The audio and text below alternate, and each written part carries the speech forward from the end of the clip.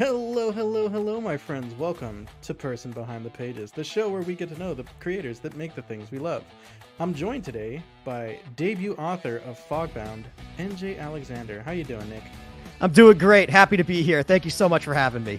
Absolutely, man. My pleasure. Thanks for hitting me up. We first connected like months ago, and you were like, "Hey, I want to be on the show." So thanks for having the patience too. I'm glad to be finally sitting down talking with you. Yeah, me too. Seriously, no problem at all. I love doing podcasts. I love being on here. I'm really excited. Yeah. I'm looking forward to talking with you. We're going to talk about your Goddamn Gamecube podcast that you're like a co-host and an intern of. Yep. We'll talk about the sword and sorcery book that you wrote, Fogbound. Mm-hmm. Definitely want to talk about the writing process and what you got kind of in store for the future. Yeah. And just get to know you a little bit. I think it's going to be fun. Sounds good. It's going to be great. So let's start with Fogbound, your debut novel. Tell me, vibes of Kings of the Wild and John Gwynn's books. This sounds pretty good. Yeah, I love that epic fantasy grand quest kind of feel. And though the reason I like to liken it to something from Nicholas Eames, like Kings of the Wild, is if have you read Kings of the Wild? Are you familiar with it? The reason why you like to is because he also has a great first name. That's the reason why. That's exactly.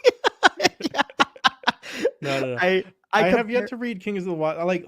My problem is I'm such a slow reader. There's so many books that I want to read, and that one's definitely on the TBR. I've heard good things, and I've had it directly recommended from a friend. He's like, "You're gonna like this," and so I gotta get to it. But it's awesome, and I really like the humor that's in it. Yes. And while I wouldn't call Fogbound a comedy, there is, I think, some pretty decent humor in there, and you can liken it to some of the humor you'll find in Kings of the Wild. I like it. I'm always down for a good joke. Yeah. Never a bad time for a good joke. So I'm assuming you've got some quippy characters in your book, right? Yeah, there's some quippiness. The main character tends to be sarcastic, especially in his inner monologue. Mm-hmm. So, and I think that either causes annoyance for the reader, like, oh god, this guy's complaining again, or they just think it's funny to watch him suffer. Suffer. One of the two. Yes, nice.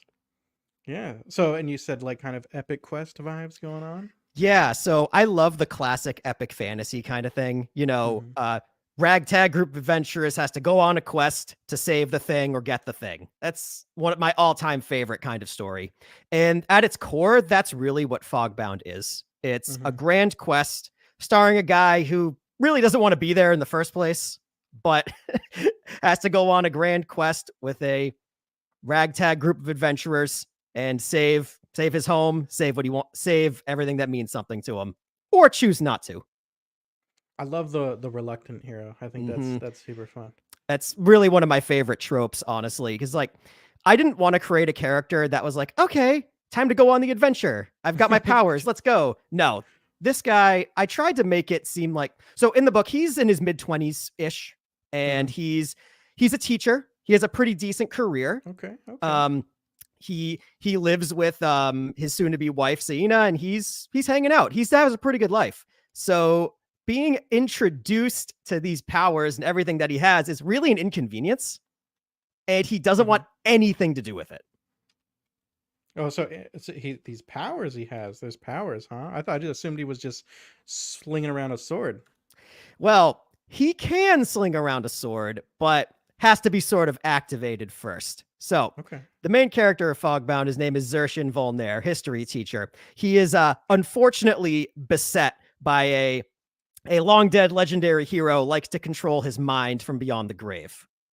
And that is his shtick. And when the hero does this, it grants Zershin the powers of that hero. So by himself, he's not much of a fighter. But when he's under control, he basically emulates the power from that hero of centuries past. Nick, you're selling me on this book. This is sounding more and more fun. This sounds fun. I like making fun books. What can I say? I love it. Yeah.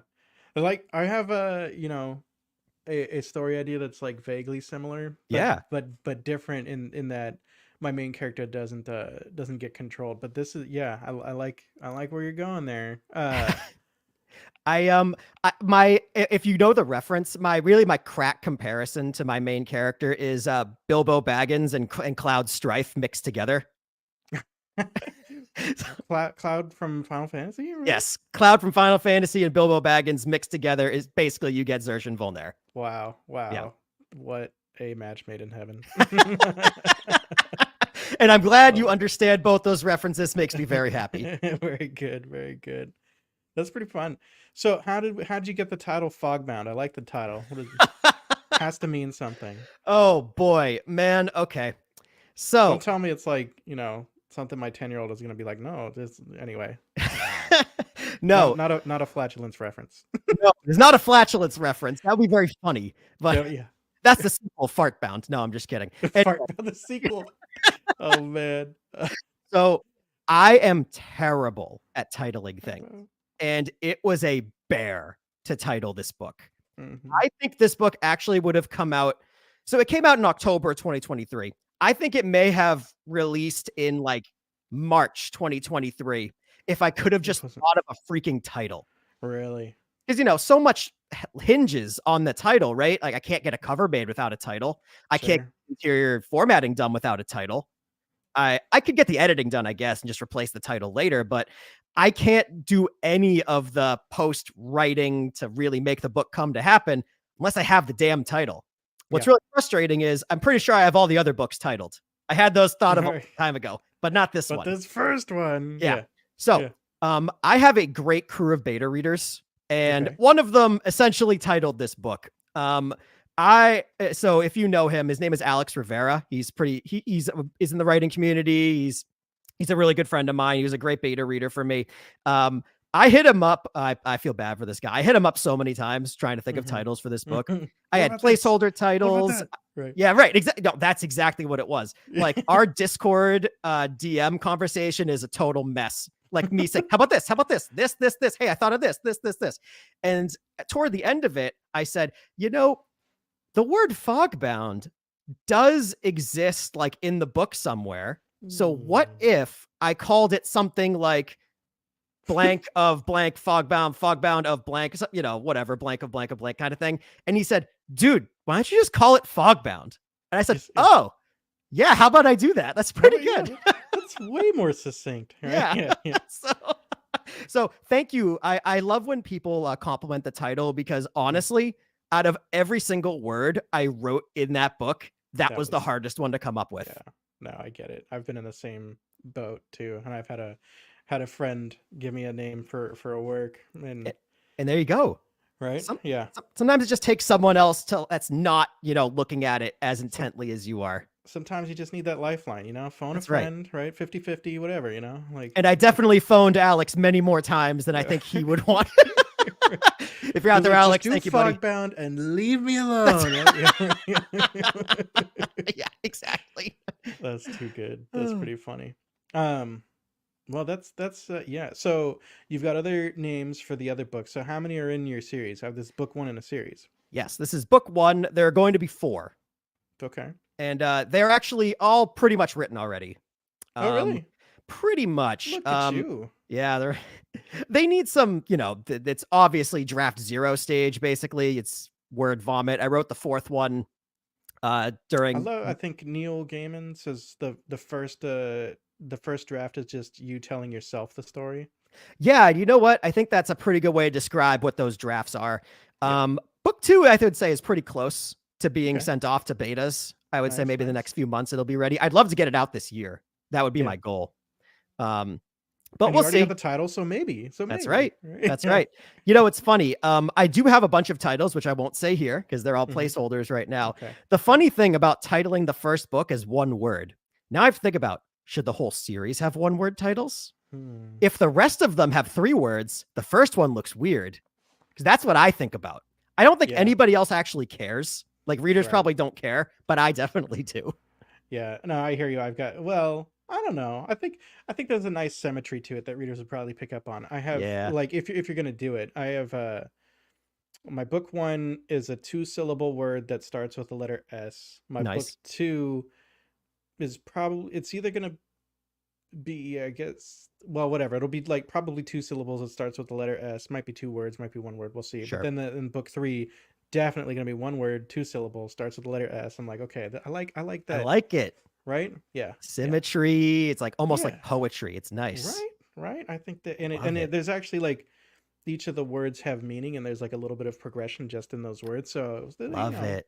Yeah. Nice. But, I mean, like the whole collection, I think that it's strong that way. The actual title of the first one, we'll see, but like, yeah, it's fine. You'll figure it out. I'll be like, no, guys, context. Just wait, context. It'll be there, I like that it. Should work, right? Yeah, of course. It'll work just fine. It'll all work out in the end. So, all right, tell me, have you always been a writer, or you was there maybe a moment during the pandemic or something where you're like, you know what, I'm gonna do writing, or how did it come to be? How did Fogbound come to be? How did Fogbound come to be? Well, all right. So I can get into this now. So back in the 60s. You know what? Pretty close to it. I actually wrote the very first draft of what is now Fogbound when I was 17, 18. I'm 33 now. It's been a long time. We're close to the same age. I got a couple years on you, but all right. Nice. Lower to mid 30s. Right on. Love it. So the first draft was actually written way back when I was a teenager. And that was actually when the first draft of the second book was written as well.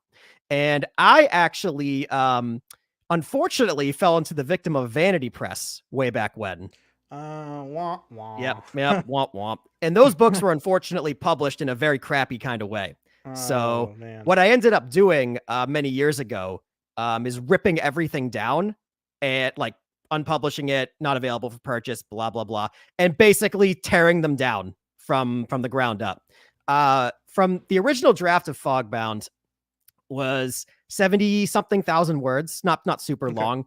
I probably got rid of 50,000 of those words completely. Well, then it's very short. Yeah. And you're right. Those are gone, straight up gone. Yeah. I have them in a graveyard file somewhere in case I ever want to reminisce, but it's actually really bad. So I would never want to reminisce anyway. So I basically ended up rewriting it and the second book from the ground up after I tore them down like that. It was basically a word for word, letter for letter rewrite that occurred probably... It actually happened quite a few years ago now. Probably 2019 to 2020 is when I did all that work. And just got around to publishing it now. Yeah, I know. It's been a while. But yeah. That's awesome. So that's how Fogbound really came to be. I mean, I don't think it's too long these days. 115,000 words is not super, super long for my genre. Sure. But there's a lot more that's added to it. Added completely new character arcs. Everything is totally redone. Character names are all different. Everything like that. It's hard to call that first draft Fogbound. Obviously it wasn't called that beforehand, but it's hard to call them the same book. But I guess in essence, that's where the story began. Wow. Yeah. Very cool. So if you're just joining us, I'm talking with NJ Alexander, debut author. We're talking about kind of the genesis of his debut book, Fogbound. Yeah. And he's been working on this idea for 15 years. Quite a long time. I mean, I will say you did ask me if I've always been a writer. I mean, that's not my career. I'm not, I'm not a writer. I have another full-time day job that I do. So it's something I do in my spare time. Right. What little spare time I can muster these days is when I really work on it. It's tough to do, but it's a great hobby of mine. I love that I was able to get Fogbound out last year. I'm very proud of it. Yeah, absolutely. No, yeah, I think it's few and far between that can like make it their career when they're only on their debut, right? Yeah. Hey, that would be pretty cool, but I'm not banking on that anytime soon. Right. Cool. So yeah, you've been writing for a while. Have you done any like short stories? I mean, because that used to be the way to break into the industry, right? It was like you start with the short stories and get your name out there, then maybe you get a book deal, But yeah. I am actually a wretched short story writer. I have a very hard time. I've tried them. I do them for practice sometimes. Get an idea out, maybe a writing prompt or something. But I am an epic fantasy writer at my core. Too long, right? Yeah, that is just what I do. Wait, what do you mean I only have 300 words? How can I world build? How does that work? Wait, I can't world build with anything less than 20,000. That's just how my mind works. Right. I hear you. I mean, I like doing some shorts sometimes, but I definitely have friends that are in the same. They're like, well, I can't do it. Yeah. I envy people like you who can write short stories. People who publish in these anthologies as well. That's not something I would ever be able. I mean, I haven't tried it like to actually try to get into an anthology, but it's just not something I'm very good at. I hear you. Yeah. I mean, it's I mean, like, my problem is I've written so many shorts over the last 2 years. I'm like, wait, now it has to be how long and how much long? And like, yeah. But hey, Greg, Alex, let's go. Hey, that's my brother. What's up, Greg? Hey, thanks for joining us. Nice. Yeah, Greg. So we were talking with Nicholas about how long he's been working on this Fogbound idea. Has he been bugging you? Did you just call me Nicholas? Well, yeah, did I?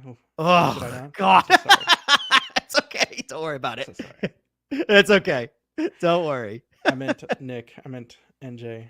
That's what I meant. I know, right? We have many names here. All of them, coincidentally, are some form of Nicholas or Nick. How could I? Is that like? So it used to be for me. I was like, ooh, I don't know about Nicholas. That's what my mom calls me when I'm in trouble. I know, right? Like yeah. Okay. It sounds pretty good as an author name, though. I mean, yeah. Your name, Nicholas W. Fuller. It's pretty nice. Right. Yeah, it's great. Thank you. Nick has been Fogbound for quite a long time. Yeah, I mean that's pretty accurate. I'm always in the fog. Just don't call him Nicky. That's funny. You know what? Were you Nicky when you were really young?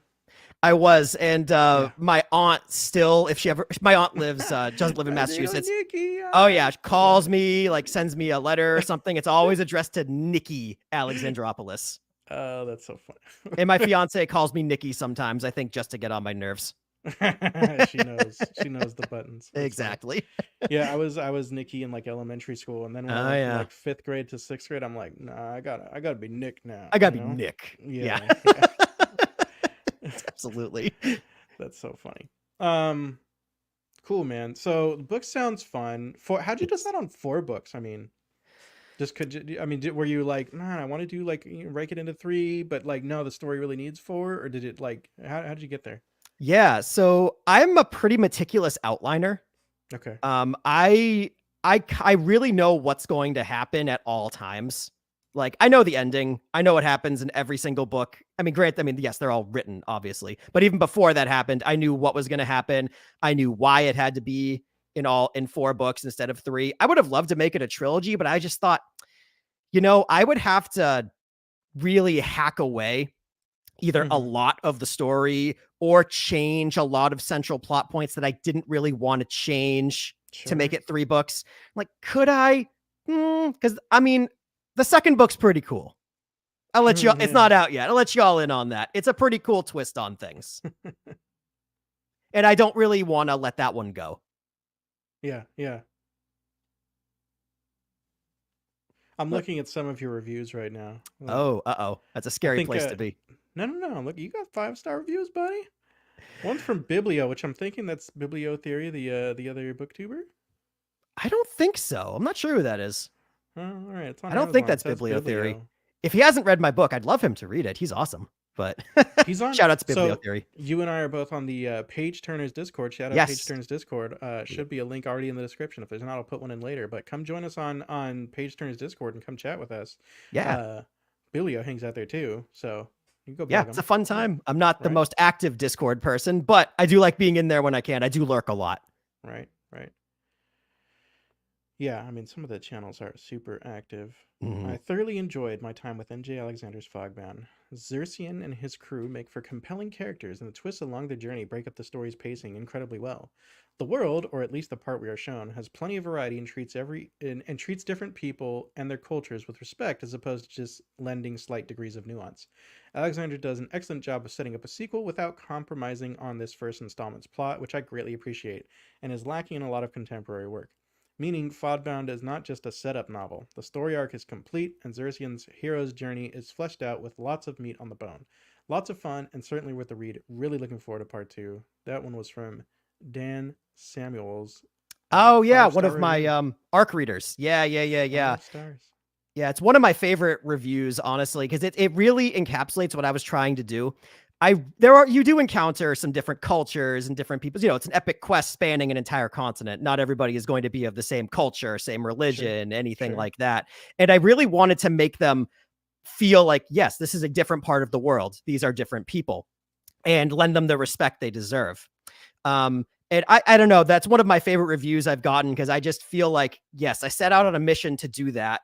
And I also wanted to make sure that Fogbound was not just the first novel you have to read and then it gets good later. That is, because I've heard that, but we've all heard that, right? For some series, you should get through the first 3 books. The next 7 are great. I devoured the Cradle series by Will White. Have you read those? Ooh, I have not. They're fun. They're like a popcorn read, You're like, hey, nothing wrong with popcorn reads. Right. You're not gonna be like, oh, this prose is amazing. You're gonna be like, oh, beat them up, Nothing wrong with that. It's good fun. But like, I mean, the sort of consensus is that it hits its stride in the 3rd book, which is, it's pretty true. It's a 12-book series, and it's a complete series now. And like, it's not to say that the 1st or the 2nd book are like bad, but like it does just like, the narrator is Travis Baldry, and he's like, Will just hits the gas on book 3 and he doesn't let up. That's totally true. That really does show the growth of a writer too, especially if that first book was like their debut. For me, I mean, I'm sure there will be things about book 2 and book 3 that are objectively better, because I grow as a writer, my prose improves, the way I do things improves. Sure, I hacked away that very first draft and rebuilt it from the ground up into something I'm proud of, but in a few years, when all the other books are out, it may may look like those last couple books are just, they're better. They're written better because I've just gotten better at my craft since that day. And there's nothing wrong with that. No, right? Hopefully we're improving. That's it would be sad if like the best book we ever write is the first book we ever write, Yes, thank you. I would much rather have the problem of the books, they start good and they get better, and not the opposite problem where it starts good and gets worse. That would be quite bad. Oh, I like this question from your brother. What was the biggest pain point writing Fogbound? Because, oh God, now how am I going to fix this moment? Yeah, there was a lot, especially from that first draft. Greg, there was a lot. Before he answers, I want to know, Greg, did you hear because I have a friend who says like he locked himself away to finish his book, and he was like, "What the fuck?" like loudly. So was Nick doing that too? Did you have to hear like all this stuff when he hit these pain points? Are you asking this because you lived through these pain? Is there trauma that we need to unpack, Greg? That's what that's what I'm asking. We're unpacking trauma here in the YouTube chat. We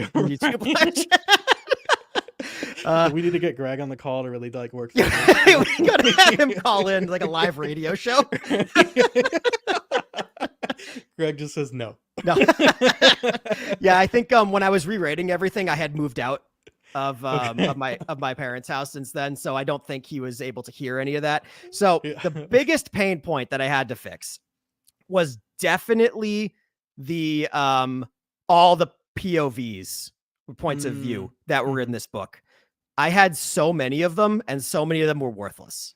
Pro tip: just do one POV. Whole thing's easy.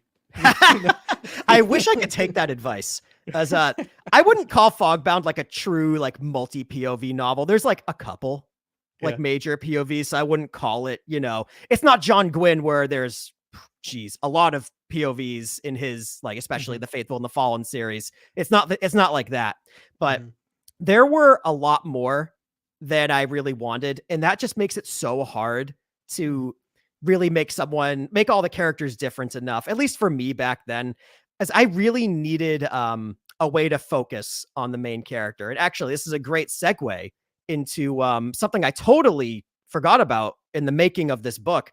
I actually wanted to go the traditional route when I rewrote it. Try query letters and agents and all that stuff. I eventually got scared away because agents typically won't take on previously self-published work.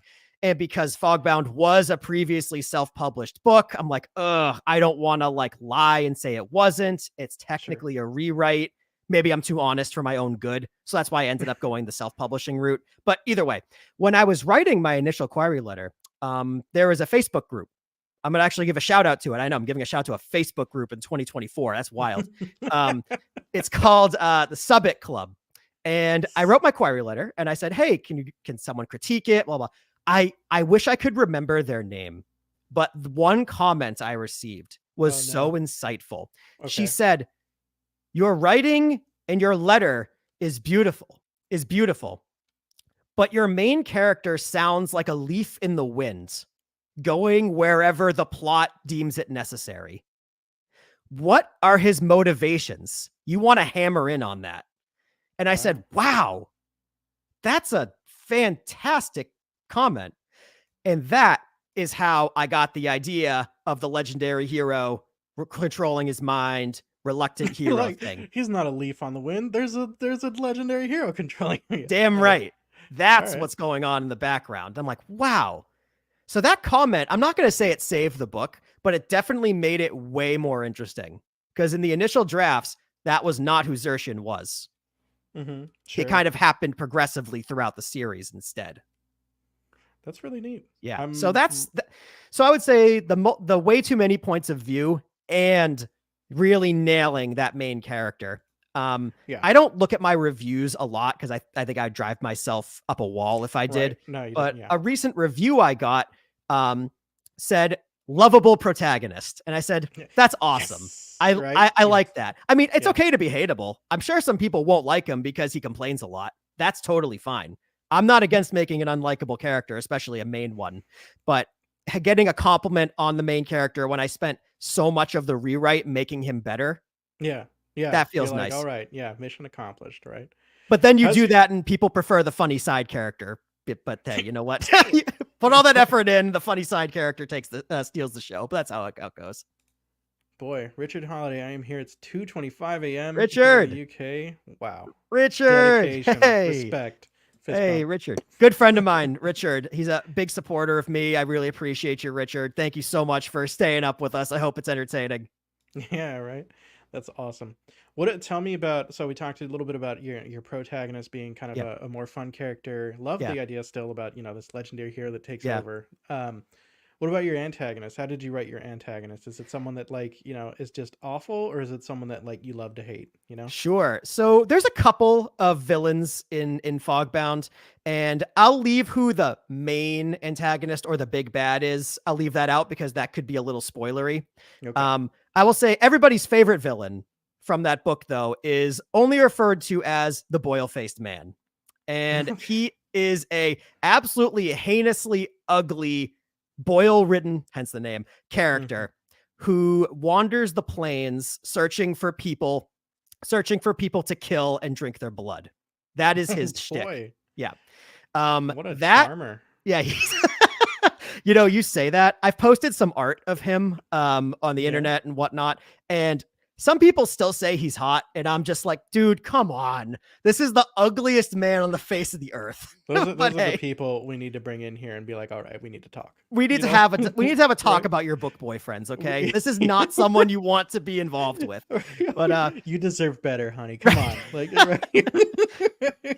There's another review of mine that says he is one of their favorite villains of all time. And that one's man. Yes. Perfect, right? Because he is he's interesting because he doesn't have a lot to do with the central plot. Mm-hmm. He is just there being an asshole. And he really messes with everybody's plans. Yeah, he's your agent of chaos. It's That's right. Around being That's right. I need a new try-fail cycle. That's right. Exactly. Oh, that's funny.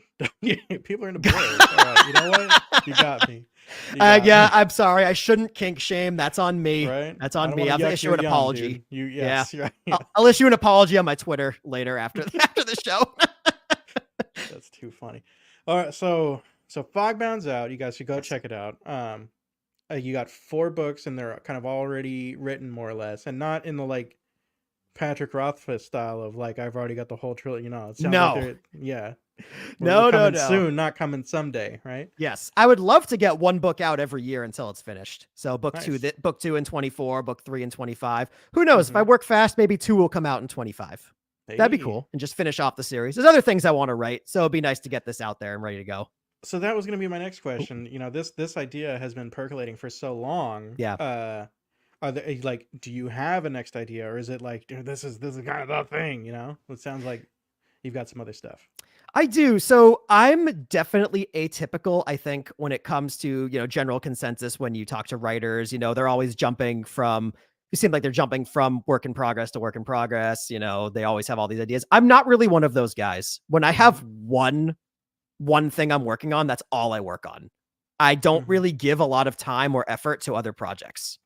And that's, I mean, it's both the strength and the weakness of mine. What is it like having focus? Can you tell me? I don't want to know. Hey, I'll tell you, it's tough sometimes. You know, your mind wanders, but I think because I'm such a stickler about my outlines that my mind just doesn't wander. I know exactly what's going to happen and when. It's just me getting the words down. Now, granted, I do have a couple other ideas. I'm not going to get into them fully, no but my next idea will actually be something incredibly strange.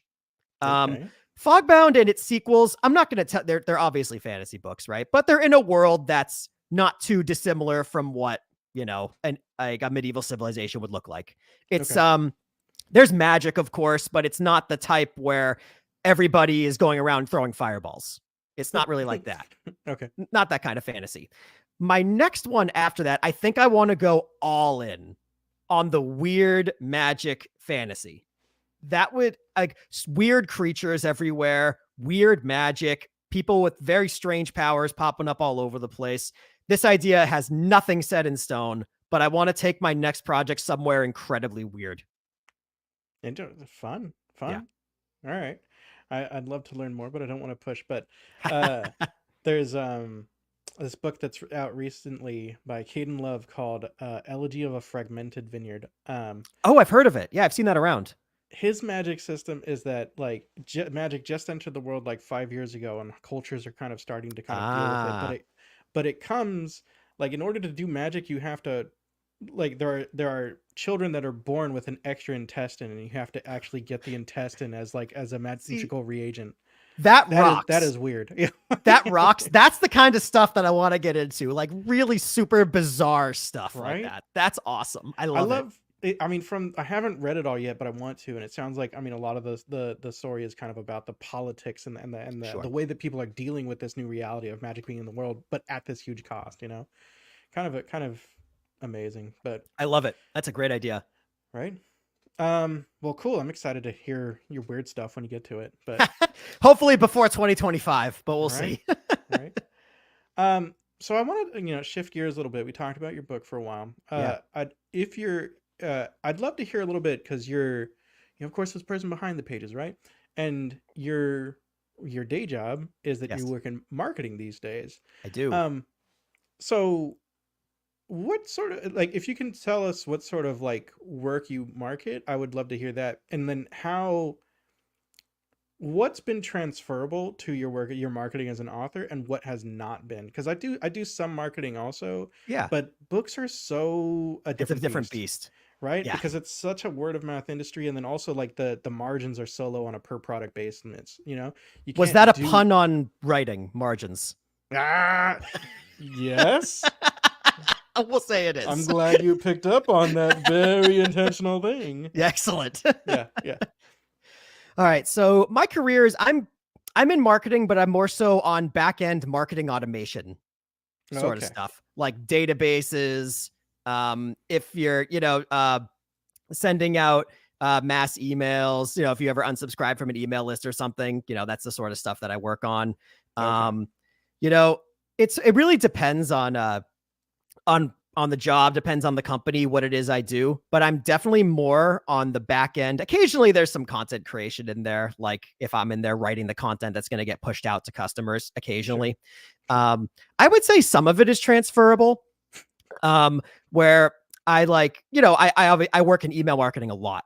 And as an author, having newsletters, sending out communications, social media strategy, that's definitely something I can take from my job a little bit. Sure. It's transferable. Right? Yeah. Well, clearly I have a little bit more fun with social media marketing for books than I would for, a regular company. I'm not going to go shit posting about my day job, but I'll shit post about my book all day. That's really how that works.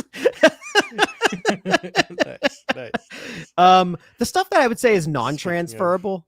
Yeah, spreadsheet. Oh boy. Oh yeah, I forgot Richard's a spreadsheet guy. Yeah, I work a lot with databases, spreadsheets, Excel, all that good stuff. Almost all day. That's funny. Well, but yeah, I would say the tough parts that are transferable are if we, we're like paying to go to a conference or paying to have like a third party campaign done, because that costs like money. I'm spending the company's money when I book that stuff. Like that's not my money. I'm booking the company's, but they got budget for that. Me, I don't got budget for that. Things are expensive. Yeah. That's the thing. I mean, it's like being a debut author is a challenge, because you got to get the eyeballs, and really you need to figure out creative ways to get in front of people. But and that's really what I'm doing right now. I think it started off pretty hot, right? Like my pre-order period went really well. The book was in a lot of people's hands that first month. It was actually very funny. I'm not sure if we were acquainted yet when my book came out, but I did a really funny thing where I basically dropped the book on October 10th, and then 3 or 4 hours later, I was on a plane with my soon-to-be fiance going to Italy. So I basically dropped the book and left the country. Enjoy, I'm out. Yeah. That's right, exactly. That's funny. And I think right now I'm in the period of trying to get the book in more people's hands, because I was very good at that the first couple of months. I think a lot of people, I was very impressed with the sales, impressed with my rankings. When December came along, January, I started getting to a little bit of a lull. So now I'm like, okay, I've lost my new release status. It's no longer new and shiny to a degree. Time to put in some legwork and get it into more people's hands. Yeah. I ran a really interesting, I've never done this before. I ran a free campaign on my birthday a few weeks ago. And that was really one of the more fun days I've had on social media granted, I didn't make any money that day, but it's really nice to see hundreds of orders pouring into your KDP account, even if it's free. That's a really interesting thing that I've seen, wildly successful authors be like, okay, here's like my entire back catalog for free right now, and it clearly works. I haven't completely figured out why it works. I haven't either, but there's some really good strategies that I've seen, like people making their first book free when the second book is coming out. I think that makes a ton of sense. That's great. That one I get. I can connect the dots there. Yeah, that's a great one. And for this one that I want to do, I want to see, what? I think, so to be totally candid, it got like 530 something downloads in the 24 hours that I had it out. That was pretty nice. I mean, when it was free? Nice. Yeah, when it was free. Yeah, when it was free. That was pretty nice. I just made it free for one day on my birthday. That was it. Yeah. That's all I did. And I know that, I don't want to say like 90%, but a good number of those people will probably never read it, right? They just want free stuff. I knew that going into it. Right. But my hope with that was maybe it'll get in the hands of some people who are looking to pick it up. Maybe they're waiting for a sale, or maybe a reviewer now catches wind of it because it's shooting up in the free rankings and people are posting about it online now. Maybe a reviewer that I don't know about will pick it up and leave a review. I actually got 2 new reviews within the first 3 or 4 days after I made the book free. So I think it was worth it just for that. Yeah. That makes total sense. Richard, your fan from the UK is popping off in the chat. So Richard, tell me, what's your favorite part of Fogbound? Who are your favorite characters? I want to hear Richard, and we'll highlight that. Yeah. So marketing, it's tough. It is hard. It is funny saying like my career is in marketing and I still struggle to market books, because you know what it is too? When I'm doing marketing in my regular old 8 to 5, I'm not marketing myself. I'm marketing a product or a suite of products or a service at a company. Right. Marketing myself is a lot harder than that. And it's because I'm just not the best at putting myself out there. I've just never have been. I've always been a more back end, stay in the shadows kind of guy. It's never really been me to put my face places. But being an independent author, you are your own publisher. You are your own marketer. I'm not hiring an agency or anything. So I just have to get better at putting myself out there. That is reaching out to reviewers, reaching out to people, sending messages, reaching out to you to come on this show. Right. Exactly. That's really the stuff that I've gotten better at that since the book is released. I think I could have done a better job at that pre-release and gotten more things lined up before it came out. But you know what? Things happen in life. There was a lot going on. My 2023 was pretty wild. So I'm just happy the book got out there. Hindsight's 2020, It is. But yeah, you got a good vibe on camera. You ought to do more of this for sure. Thank you. I appreciate it.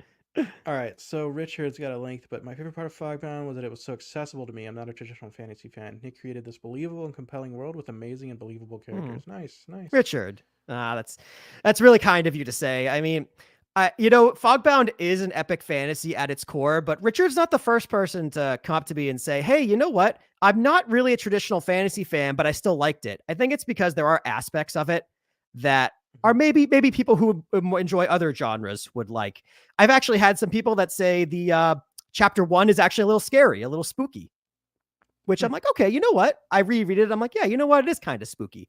So maybe somebody who's more into that sort of thing would like Fogbound because there are a little bit of spooky parts in it. Yeah. Would you say like kind of horror-ish or more of the psychological kind? Interesting. That's I'm not the biggest like I'm actually a total weenie when it comes to horror. It's not my thing. Yeah, we're on the same wavelength there. Right. So when it comes to, but the horror that I do enjoy is more on the psychological inside of yourself kind of thing. Sure. Which is where the main character's turmoil comes from. And you know what? If you're being, one of his things is when he gets taken over by this legendary hero, he occasionally sees this very scary man wearing a red robe that keeps telling him to accept it. That's kind of spooky. And that's the sort of stuff that I get into. Just accept it's fine. That's right. Fine. It's like, what am I accepting? What do you want me to do? And then that's it. Yeah. So it's a little spooky in that regard. Have you, as a fellow weenie, yes. have you ever been to like a theme park? I've been to Universal's Halloween Horror Nights a few times. You ever done something like that? Listen, we have a couple of things around here. You know, I'm from Massachusetts. We have a couple of things like that around here. I am so bad. Like I'll shriek. Like I get jump scared very easily. Same. Like if someone were to walk up behind me right now and like jump up, I would shriek on camera. Yes. This one's actually very funny. Not even having to do with a haunted house or anything. I was at work. This was a couple jobs ago. And this was so bad. And I don't even know what it was. Some sort of bug fell from the ceiling in front of me and my computer. I shrieked in front of the entire office. There's like 100 people on that floor. I backed up. I was like, like, what happened? What's going on? Spider. Pretty much. Oh God, that's too bad. Yeah. I did the Halloween Horror Nights at Universal Studios in Orlando, like once or twice, and I respect it. Like I mean, they really bring it. That it is amazing, but I was also terrified. Like, and my only way to cope, I'd be like walking through like one of the haunted houses, and I'd be like, "Oh, there you are! I see you about to do that jump. Don't even don't even think about it." Right? Yeah, and they'd be like, "Fine." Like, I love it. Anyway, well, but that's perfect segue into our thumbnail story, Spider Cabin. Tell us, Nick, what is the Spider Cabin story? I got to hear it. All right, here we go. If my brother is still in the chat, he can probably provide details as I tell the story. When we were very young, I can't really remember how old I was, but I was at the age where I was to bring a Game Boy on a plane, we had to ask permission if it wouldn't like interfere with like the frequencies. That's how long ago it was. Will this ruin your radar? Yeah. Right. Yeah. So I would say I was probably 10 or younger. Right. Something like that. So we took a family vacation to Prince Edward Island in Canada. Okay. If anyone's ever been there, that's where we were. So we flew out. The whole thing was we rented a cabin for, I can't remember how long, maybe a week or something. And we were going to spend the week there. We get to the cabin. I remember it being a cute little place, kind of in the woods. We open it up. The place is infested. Oh, spiders. No. Infested. You go into the bathroom. It's hanging down from the faucet in the sink. You look in the toilet, there's a big one just sitting in the middle. You go to turn off the light at night. Nope, there's a spider there right by the switch. Oh, it was. Yeah, I don't even want to think about how many were crawling on me when I was sleeping. So you still stayed there in the spider cabin, and you were stuck there for the duration. Yeah. So yes, as far as I remember, we stayed there for a long time. As terrified as you were. Greg wasn't. I mean, it seems like they must. Surely your parents were not as bothered by this as you were. Yeah, I mean, probably not. I think I'm not going to say that's where my fear of spiders started, but it definitely didn't help. Hey, Bert, what's going on?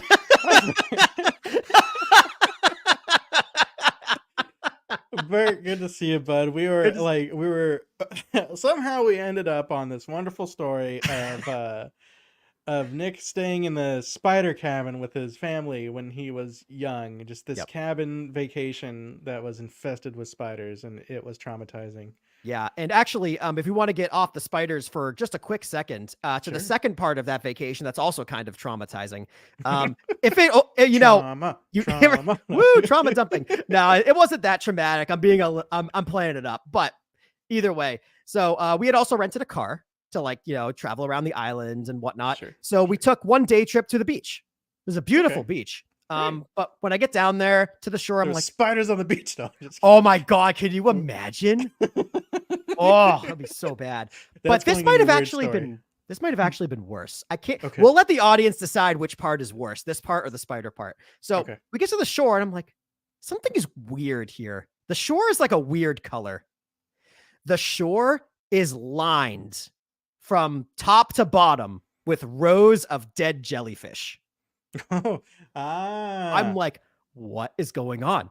I waded into the water at one point. Why is the whole beach squishy? What is going on here? And there's jellyfish all around me. Some are dead, some are dying. They're all going toward the shore. And I'm like, what is going on? What kind of place is this? Yeah. Oh my God. I'm sure my parents I'm sure it was not a cheap vacation to plan. Right. And I do apologize that these are my only memories from it. Right. But that's what I remember. Yep. That's so. I guess we'll get up for debate here. Which part is worse? Cabin infested with spiders or wading through dead jellyfish waters? I'm not really sure, to be honest. Yeah, if you're in chat and you want to, chime weigh in, on this debate. Which one's worse? Have you ever heard of or seen a wolf spider, NJ? Yeah. I have heard of them. I have never seen one, thank God. Aren't those the ones that are so big you can hear them walking? Oh, no, thankfully. I mean, they're big, but they're not. I haven't heard them. They're not like tap dancers. Okay. Because I've heard of them. I don't think we have them up here in Massachusetts. Right. I'm not quite sure. If we do, don't tell me. I would rather live in ignorance. Don't tell me if they're here. They're behind you right now. Oh my God. So I've heard of them. When I lived in Florida, I had my first interaction with a wolf spider. And what's terrifying about these spiders is that the mothers carry their children on their back, right? Okay. So I didn't know this, and that doesn't sound so bad, but I was like, oh, that's a big fuck off spider. I'm trying to smash it.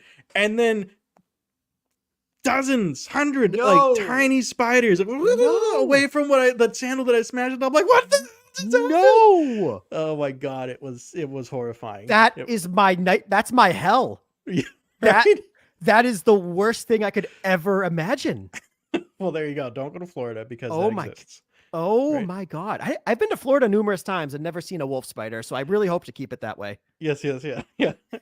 Oh, that's awful. I guess they live kind of in woodsy areas or whatever, but yeah. I mean, I did not know that was what I was getting into when I smashed the spider, and then I just see all these little tiny spiders, and I'm like, how did I just suddenly gain the superpower to smash something into little bits? That this is awful. I didn't want to turn this on a spider. No, they're like those really annoying enemies in video games, like slime ones where you kill them and they keep splitting off. And right. No, get back together, you horrifying thing. Yes. That's miserable. That is miserable. Well, you've queued up another perfect segue, though, because you are also the co-host, speaking of games, you're the co-host of the Goddamn Gamecube Podcast, which can we just take a moment to talk about how beautiful that podcast title is? Thank you. I didn't think of it. If my brother's still in the chat, he thought of it a while ago. This podcast was him and our friend Riley. It's really their idea and their baby. I came on as, it's kind of a running joke in the show. I'm the intern.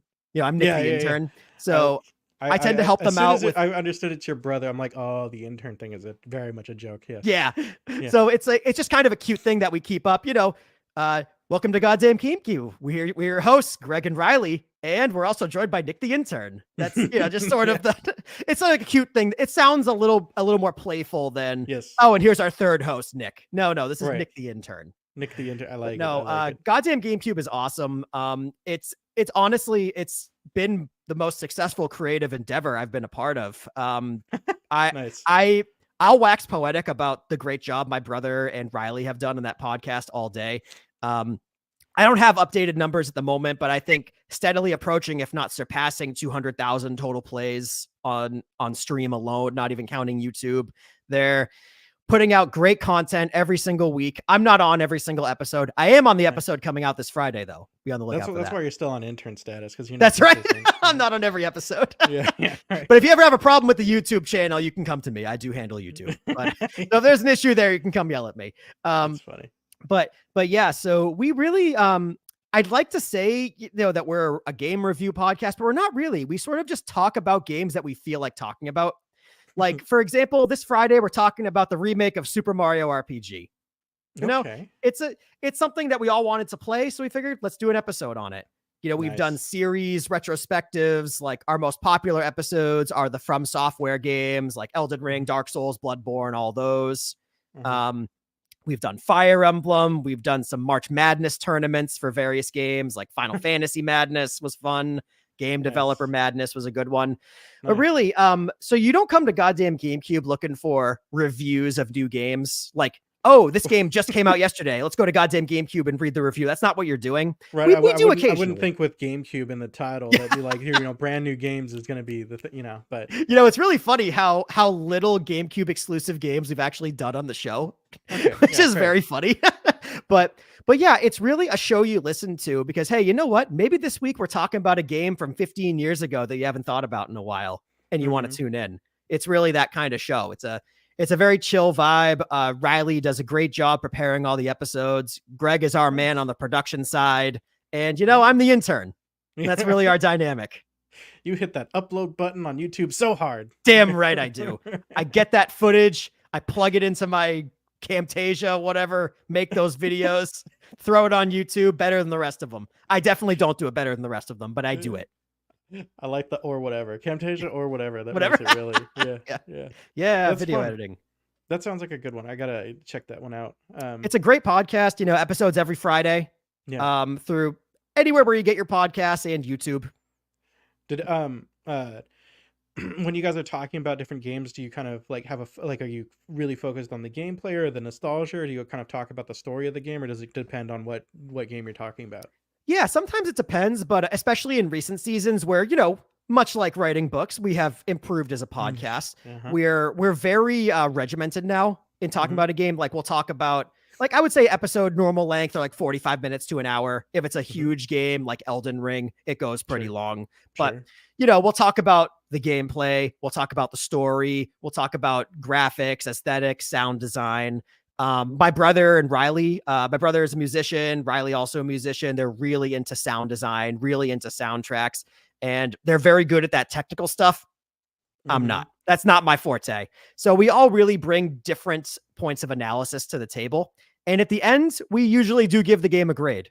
And sometimes we're not generous. It is really funny, actually. Sometimes Goddamn Gamecube has a reputation of being too harsh. But if you actually aggregate all of our grades, we actually lean pretty positive on most things. We really only tear down games that deserve to be torn down. That deserve to be. Yeah. Yeah, exactly. You asked for this. That's right. But I guess some people, they may not like that. We're not giving a score of 100 out of 100 to their favorite game. We give it like an 89 or a B+ or something like that. To us, that's a good grade. Right. No. Right. It's like me getting a 4-star review on Fogbound. I love the 4-star reviews. Not that everything has to be a 5. 4s are awesome. One of my favorite reviews is a 4-star. There you go. It's just how it goes. Yeah. All right. Chat, you got any questions? But as we're still talking about the GameCube, that sounds really fun. I did a right before Diablo 4 released last year. I was doing some streams with a friend that had never played Diablo 3, and I was like, I want to book club Diablo 3. We're gonna play through it and we're gonna talk about the story of it. Oh, that's awesome. That's a great idea. Yeah, it was kind of fun. I mean, there's actually, there was a story there, right? Yeah, there's something in there in Diablo. It's been a while since I played Diablo 3, but there is some semblance of story there. I wouldn't say it's my favorite Diablo, but my brother and I actually co-opted through it. We had a good time. Yeah, I love me a co-op game. I used to be every Christmas my brother and I would get like, for a while it was Gears of War, but whatever the co-op game was, and we'd be like, all right, Christmas morning, let's go. Give your kids their toys, and we're gonna have our toys. That's right. Yeah, I'm so glad you said that. Someone. Yeah, because like my brother and I, same thing, Gears of War. We played that for the first time together, like Christmas morning. Basically, that was such a great time. The first time like I chainsawed somebody, oh man, so satisfying. That game, it really is, right? Great time. But yeah, when my brother and I, we co-op a lot of games. It's a great time. I love doing co-op. What are you playing now? So as in like me, or like we talking co-op? Either, both. First you, then co-op. Right. First me. So I haven't played a ton of games lately because like I said, my 2023 was pretty nuts with getting Fogbound out, getting a new job. I got engaged, so I'm currently wedding planning, which is a lot. Hey, woo! Which, by the way, it's expensive. Buy my book anyway. Nice. But yeah, so my gaming has definitely dwindled over the past couple months. But I will say the last new game I played was, of course, for the podcast. We played Super Mario RPG, and then before that, I played through Final Fantasy 16. Okay. All right. Another game that we will cover on the podcast later on in the season. We'll be on the lookout for that. Nice. What about you? I've been playing Warhammer 40k Darktide with my brother. Oh, nice. I never played Warhammer 40k. People love it. You haven't played any of them? No, I've never played a single one. There's like Warhammer is crazy in that like whatever genre video game you like, you can find a Warhammer game in it now. Like an RTS just dropped, which I haven't played yet, but like there was an RTS years ago that was really good called Dawn of War 2. But Rob J. Hayes, it was not better than StarCraft 2. Are we calling out Rob now? Rob's a nice guy. Listen, Rob is fantastic. I love Rob. But he's we're wrong. Gonna call him out. He's wrong. Wait, listen though. If we're talking about Rob's gaming opinions, I'm pretty sure he posted a picture of him playing through Final Fantasy VI the other day, and I saw that. I'm like, yes, that is one of my favorite games of all time. Great taste. He can be right about that, but he's wrong about which strategy game is best. Like, man, I hope I don't know if he's in the chat or anything, but man, he's just catching some strays. He probably has no idea what's going on. He has no idea, but I'm gonna at him in Twitter and be like, yo, go check this out at this timestamp, and like, I'm coming for you. It's happening, Rob. I'm coming for you. It's never gonna stop. I'm never gonna let this down. Like, you sent me gifts about us going to war, and it is war, Rob. Like, it is war. I love it. That's great. Anyway, love me some StarCraft. StarCraft. Yep. But yeah, Warhammer. So Darktide is fun. Like, and you might check it out with your brother. Did you ever play Left 4 Dead? Oh, we did play Left 4 Dead. Yeah. Darktide has big Left 4 Dead vibes. Okay, cool. What's kind of neat is, I mean, of course, it's Warhammer, so it's kind of weird at times. But yeah, it's always weird. Yeah, that's right. But they have different classes. So I like to play this dude as an ogre, and he's like a half ogre, and he's got like a giant metal slab for a shield, and like, so I just run in and be like, "Blah, you guys are weak," and they all start like hitting at me and whatever, and then everyone else can like do their damage. And it's pretty good times. It's good times. You know what? I love that. I love that stuff. It's such, man. The next co-op game my brother and I are going to play is Baldur's Gate 3. I really, God, I've been wanting to play that so badly, but we just haven't really gotten to it. Definitely this year we're going to play it. I cannot wait to co-op that one. So that thing you were saying about next year 2 books, not going to happen. I'm going to play Baldur's Gate 3. Yeah, you're probably right. There's a reason I didn't buy it in 2023. Otherwise, wedding planning? What? Yeah, we have to call a DJ? No. You can take care of it. Get married in game? Yeah, right. Like, how about you just play Baldur's Gate with me? That's funny. Did like, I don't know how deep you got into like MMOs, but did you see like people doing like their in-character weddings in like EverQuest or whatever? Yeah. So we have an episode about this on Goddamn Gamecube, actually, with Greg and myself. We played RuneScape when we were younger. Okay. Yeah. So there was definitely in-game weddings there. I do remember that. I mean, it's been a while since I played RuneScape. I played that when I was in like middle school to like sophomore year of high school. It was a long time ago, but oh man, brings back some memories. We have a really good episode on that. That was a fun time. That's fun. I'm gonna go dig up some of your episodes and put them in the description. Oh yeah, go for it. There's it was over 100 of them now. Yeah, nice. There's quite the backlog. Nice. So what are you? Fortnite wedding. Let's go. No. All right, hang on. I'm gonna send my fiance that timestamp. Say, hey, I just found a much more cost-effective way to get married. Right? Such a cheap venue. That's right. I found a great venue. Right? But the views are gonna be killer. You know? That's right. And when I say killer, I mean literally. I actually think we might die. That's what I mean by killer. That's funny. Is RuneScape how you met her fiance? No, it is not. But that would be very funny. That would be funny. That would be hilarious. But no, it is not. All right, Nick. Give me a book recommendation. What have you been reading lately? What do you recommend to our fine viewers? So I gave a couple earlier on. I think all of John Gwynn's catalog is way worth it. Like, you absolutely should check that out. So let's see. I'm going to give you some trad. I'm going to give you some indie. How's that sound? I love that. Briefly, have you seen that man's like author photo? Yes, it's so cool. Right? I love it. And and in the back of his books too, it's a different photo. It's him sitting on a chair outside with a battle axe and two giant dogs next to him. I absolutely love it. That's the one I'm talking about. So what's the other one that you've seen? Oh, I thought you meant like his Twitter profile picture or something, where he's like wearing the armor and whatnot. Oh, okay. I thought that's what you were going for. That's I've seen that one too. Right now I'm looking at that one with the. No, that guy's awesome. Like. And when I was just getting started on Twitter, it was awesome. I had like no followers. I tagged him in a post that I just bought his book, and he responded to me, and I thought that was so cool. Right. Yeah. I'm like, this guy's awesome. He's one of my, like, a great person and a great author. Really one of my favorite. And I found him very recently. I didn't really know of him until last year, maybe the year before, but I've read basically everything he's done since then. And he's never disappoints. Nice. So we're going to recommend any sort of John Gwynn book. Start with Faithful and the Fallen, starting with Malice. Definitely start there. Great way to get into his books. If you want an indie recommendation, I'll just bend my head down. Everything on that top shelf. I'm kidding. So that top shelf is actually my indie shelf, where I have a whole lot of basically writing community books, people I know, stuff like that. So I'm going to throw out a couple of reads for you. As far as romance goes, you're going to go with Time to Wake by Kay Thomas. Okay. If you want something very strange, like a Western, you're going to go with His Ragged Company by Rance Denton. Great book. I will say one of my favorite indie reads that I've done.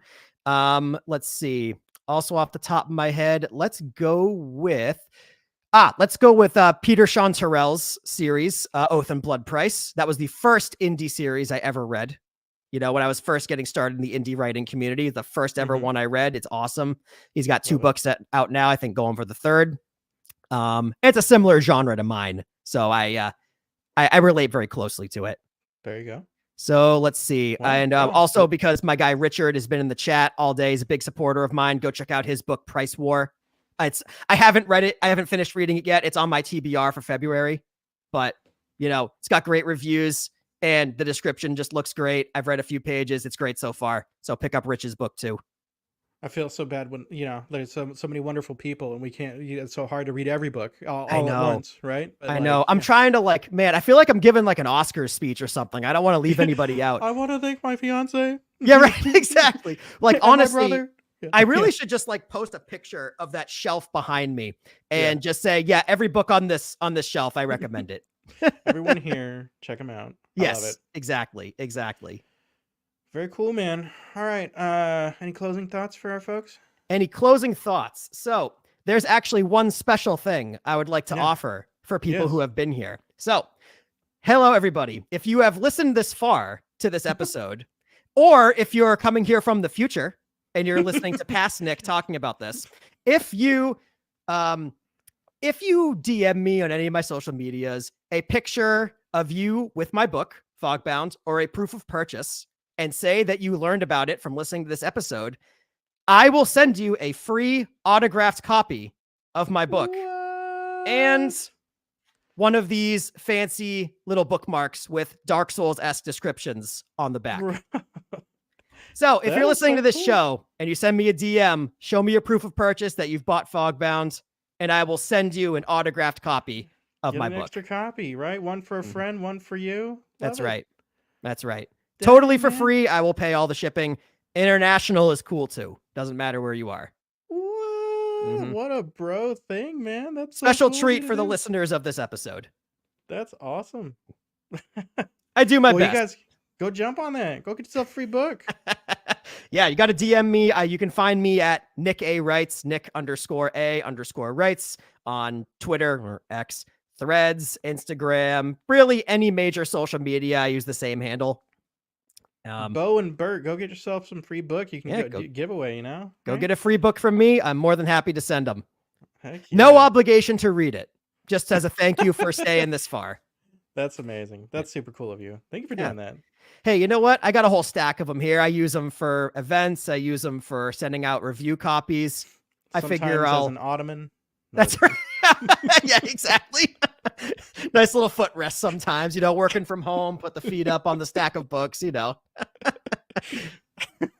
That's funny.